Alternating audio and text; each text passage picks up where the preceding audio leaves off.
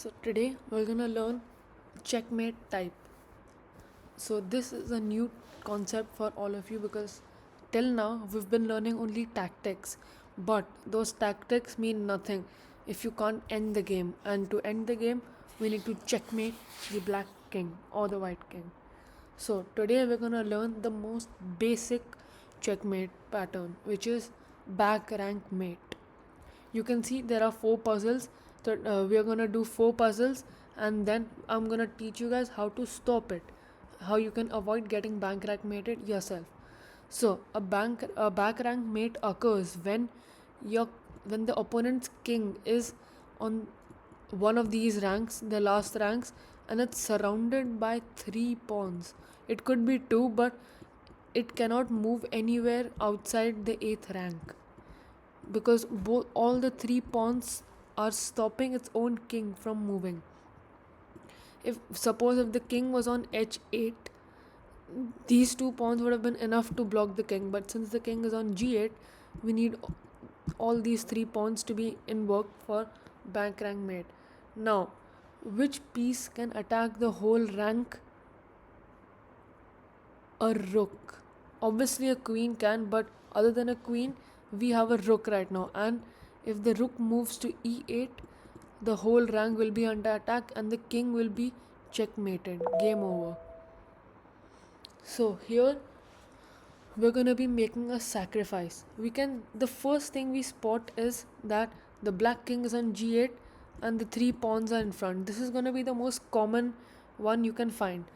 And we can see that how can we checkmate? There are two rooks defending, but we need to realize that we have a queen and a rook. You might think that if we take the rook, he can just take back, and then what will we do? But we are attacking with two pieces, and he only has one piece to defend. So we can simply take with any piece. For example, we take with the queen, the rook takes, and then exactly what we learned last time. We take and the bank rank is gone. So this is a very rare type because the king is actually not on g8 and the pawns are not in front of it, but instead the king is on the a rank. It's on the a file actually, and the pawns are on b7, b6 and b5. Realistically, this position will never happen in a game, but this is just to test us. We still know that the king can only move to two spaces and the rook can attack like this and like this. So we simply just move our rook here and the king has nowhere to go.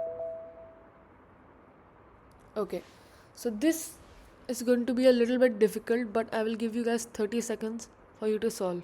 You can pause the video and solve it. So I'll explain the answer to you. The king currently is over here. It cannot move here or here. Actually, it can only move to h8, but a bank rank mate is when it cannot move out of the rank. Over here, if our queen and rook move, it has an open spot. So we need to somehow, and we cannot uh, respawn a pawn on f7, which is why create we need to push the king to h8 so that the two pawns are sufficient for the king to suffer. How do we do that? We play queen f7. We push the king to the corner. Now we sacrifice our queen so that he takes with his bishop, and now our rook delivers the final blow. So that is all for back rank mate. Now I will tell you guys how to stop it. Suppose we start a normal game. I'll just stop that. Yep.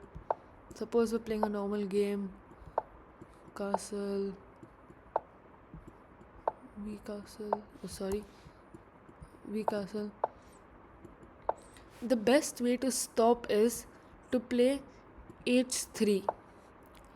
Why is this move good? In this position, it is good for multiple reasons. First, it's to stop the bishop to come to g4 to pin our knight, but that's just the secondary purpose. The main purpose is we just want our king to be safe. There is no danger right now, so we can simply just play h3. And if any time a rook comes into our back rank, suppose here, we always have a spot for the king to move to h2, which is very good because in end games it's gonna save a move and help you out a lot.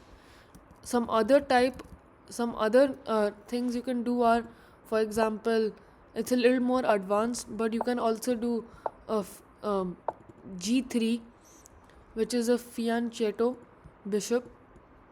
After this, you move your bishop here and you castle. Now your king will always have a support from your bishop. Sorry, your king will always have support from your bishop, which is very nice. But it's a little more of an advanced tactic, which we will learn later.